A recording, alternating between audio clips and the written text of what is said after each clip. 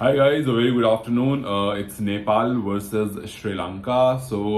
तीन चार चीजें सबके बारे में बात करते हैं since it's a match preview. तो हम पिचेस के बारे में बात करेंगे, एवरेज स्कोर क्या है इस पिच पर वो बात करेंगे, बैटिंग फर्स्ट या बैटिंग सेकंड पर कौन सी टीम कब जीती है उस पर बात करेंगे, और रोहित की जो स्टेटमेंट है उसके ऊपर बात करेंगे. Rohit looks very positive. Rohit ने मैच से पहले जो प्रेजेंटेशन है उसमें कह दिया कि भैया यहाँ प्रेशर जो है वो टेस्ट नेशन पर है, एसोसिएट्स पर प्रेशर नहीं है.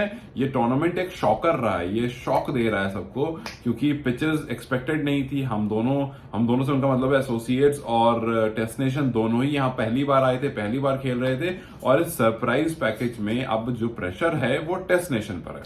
तो आपने बात बहुत ऊंची कर दी है. Now you have to live with it, क्योंकि अगर आप यहां से मैदान में जाते हैं तो आपको वो पॉजिटिव एटीट्यूड, पॉजिटिव इंटेंट लेकर के जाना पड़ेगा कि जी हम हराने आए हैं, बिकॉज ही सेड कि हमारे पास जो स्किल सेट है उससे हम किसी को भी हरा सकते हैं इस कंडीशन में.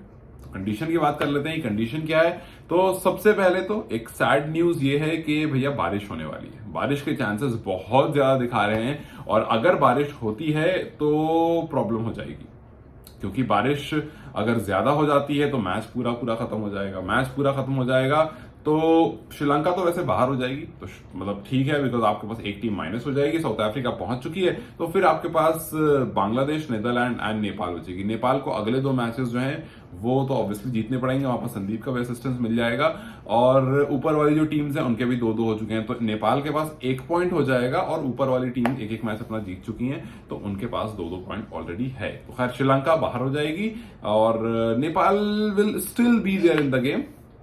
नेक्स्ट 2 मैच पर पूरा ध्यान रहेगा उनका. लेकिन बारिश होने पर क्या क्या चेंजेस हो सकते हैं, और टॉस को किस तरह से यहां पर देख रहे हैं हम. तो सबसे पहले ये जो पिच है ये न्यूयॉर्क के पिच से अलग है. यहाँ के पिचेस पर यूजुअली बैटिंग ज्यादा लोग प्रेफर करते हैं पहले करना, बैटिंग ज्यादा अच्छी होती है, और ये पिचेस जो है इनका एवरेज स्कोर जो है वो 160 तक है, विच मीन्स कि यहां पर 170-180 तक रन्स लग जाते हैं. मतलब जो बैटिंग कंडीशन है वो फेवरेबल है, और टॉस जीत करके most of the time batting करना प्रेफर यहां पर किया जाता है. तो अब आप देखोगे कि अब तक जो आपने मैचेस देखे हैं या खेले हैं उससे कंपैरेटिवली डिफरेंट यहां की पिच है. और 16 मैचेस जो यहां पर हुए हैं उसमें 11 मैचेस वो टीम जीती है जिसने बैटिंग पहले की है. मतलब यहां पर आपको चेज करने का नहीं सोचना है अगर बारिश नहीं हुई तो, बिकॉज बारिश होते ही कंडीशन पूरी चेंज हो जाती है. बारिश होते ही बहुत सारे केस आते हैं, उस पर बात करेंगे. लेकिन 2 चीजें हैं. पहला तो ये कि ये जो कंडीशन है ये बैटिंग के लिए ज्यादा फ्रेंडली है, जो पिचेस हैं वो बैटिंग के लिए ज्यादा फ्रेंडली है. तो शुरू में बैटिंग करना ज्यादा अच्छा है, क्योंकि मैच जैसे आगे बढ़ता है थोड़ी सी स्लो होती है और स्पिनर्स को असिस्टेंस मिलने लगता है. तो अगर आप देखेंगे टॉस बहुत बड़ा फैक्टर होने वाला है. सबसे पहला फैक्टर जो होगा वो ये कि जी आप टॉस अगर जीत जाते हो, बारिश नहीं है, चीजें नॉर्मल लग रही, जिसके चांसेस कम है, बट स्टिल कंडीशन के बारे में बात कर रहे हैं हम, तो ये लेकर चलेंगे कि अगर बारिश नहीं होती है तो किस तरह से देखेंगे, और होती है तो किस तरह से देखेंगे. तो अगर बारिश नहीं होती है, आप टॉस जीतते हो, you will go to bat first, you would like to put up a good total on board, और उसके बाद आप जब गेंदबाजी करने आओगे यू हैव स्पिनर्स. ठीक है, तो आपके पास स्पिनर्स भी हैं, अच्छे स्पिनर्स हैं, और इनफैक्ट आपके पास जो ऑलराउंडर्स हैं उसमें भी स्पिनर्स आपके पास हैं. तो ये अच्छी बात है कि स्पिनर्स को पिच जो है वो हेल्प करेगी, और हमारे पास स्पिनर्स का लॉट पूरा है, तो बैटिंग करके अच्छा स्कोर. लेकिन क्वेश्चन ये आता है कि जी अगर बारिश हो गई देन व्हाट. अगर बारिश हो जाती है, पहला केस आता है मैच रिड्यूस होता है, क्योंकि बारिश का ठीक ठाक दिखा रहा है. ऐसा नहीं कि 10-15 मिनट हो करके बस ऐसे हल्के बहुत शावर्स हुए और निकल गए. नहीं, बारिश ठीक ठाक दिखा रहा है. और ठीक ठाक बारिश का मतलब यह है कि अगर आप 10 ओवर का मैच देखते हो तो जो भी टीम टॉस जीतेगी वो चाहेगी पहले बॉलिंग कर ले, बिकॉज डीएलएस में आपको नहीं पता कि जी कहां पर मामला बिगड़ जाए. सो यूजुअली बारिश में वैसे भी थोड़ी सी कंडीशन जो है वो सीमर्स को हेल्प मिल जाती है.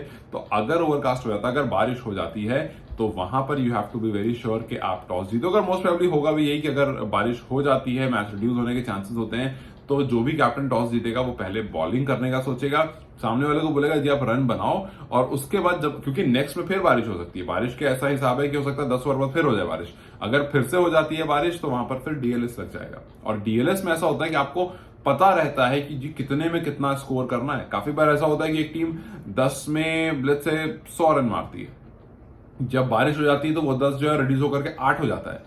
लेकिन 8 में आपको पता होता है कि 8 में कितना मारना है, 8 में 89 मारने, 90 मारने हैं, आपको वो स्कोर मिल जाता है कि जी 8 में आपको इतने करने हैं, सो आप उसके लिए प्रिपेयर्ड होते हो। लेकिन फर्स्ट इनिंग वाले उसके लिए प्रिपेयर्ड नहीं होते हैं, वरना अगर प्रिपेयर्ड होते तो वो 10 में 100 ना मार करके वो 10 में 120 का हिट करते, ठीक है। So you just don't know, हो सकता है पहली इनिंग पूरी हो जाए, उसके बाद बारिश हो जाए। तो यूजुअली देखा जाता है कि डीएलएस में टीम चाहती है कि जी हम बाद में बैटिंग करें, क्योंकि हमारे पास एक टारगेट हो, ना कि पहली टीम की तरह जो बस 20 ओवर के हिसाब से खेल रही है। तो बारिश बहुत बड़ा फैक्टर होने वाला है इस ग्राउंड पर, और जिसके चांसेस बहुत ज्यादा है, ठीक है।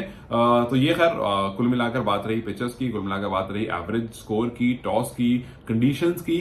अब एक नजर अगर हम देख लें श्रीलंका की तरफ, तो श्रीलंका टीम जो है वो they will come to win, because अगर वो यहां हारते हैं तो बाहर चले जाएंगे, सुपर 8 से वो बाहर हो जाएंगे, साउथ अफ्रीका से हार चुके हैं, बांग्लादेश से हार चुके हैं, ये उनका मस्ट विन मैच है। तो definitely they will come with all forces, they will come with everything they have, और यहां पर वो सारी की सारी फोर्स लगाना चाहेंगे नेपाल पर। And Nepal has to be very sure कि अगर ये स्पिन फ्रेंडली पिच हो जाती है, अगर आप बाद में बैटिंग करते हो, भाई उनके पास हसरंगा है, उनके पास तीक्ष्ण है, दे हैव गुड स्पिनर्स, ठीक है, वर्ल्ड क्लास स्पिनर्स हैं जिन्होंने रिसेंट में बहुत अच्छी परफॉर्मेंसेस दी हैं। So you have to plan yourself very well, आपको वेल प्लान उतरना पड़ेगा कि तीक्ष्णा और हसरंगा के स्पिनर्स को किस तरह से खेलना है। और इनके पास आपको क्या कहते हैं, कुशल मेंडिस जैसे बल्लेबाज हैं इनके पास, निशांका जैसे, तो आपको उनके लिए प्रिपेयर होकर रहना पड़ेगा। You have to be, and then you have to be prepare for Angelo Mathews, जो कि एक ऑलराउंडर, एक वर्ल्ड क्लास ऑलराउंडर है। और अगर पिच पर स्पिनर्स को असिस्टेंट मिलती है, पिच थोड़ी सी बाद में स्लो होती है, तो मीडियम पेसर को भी असिस्टेंट मिलेगी। और स्लोअर डाल करके हमने देखा है जनता मेंडिस ने, एंजेलो मैथ्यूज ने बहुत परेशान किया है। So you have to be very apt with this कि जी किस तरह से कौन से प्लेयर को खेलना है, जो स्पिनर्स, वर्ल्ड क्लास स्पिनर्स इनके पास हैं, उनके लिए क्या प्लानिंग होनी चाहिए, ये पहले से पता होना चाहिए आपको। उनकी वीडियोस देख करके, उनके, आपने नहीं खेला इन बॉलर्स को, तो सिंस आपने नहीं खेला इन बॉलर्स को, तो आपके पास उनकी वीडियोस होनी चाहिए, आपको देखना पड़ेगा स्लो मोशन रख के सामने से समझेगा कि भैया देखो ऐसे ऐसे कर रहे हैं, बिकॉज ऐसी ही प्रिपरेशन होती है। अगर आपने एक खिलाड़ी को नहीं खेला है, then you have to read his balls पहले ही वीडियोस में, बिकॉज जब तक आप मैच में उतरोगे बहुत लेट हो चुका होगा, ठीक है।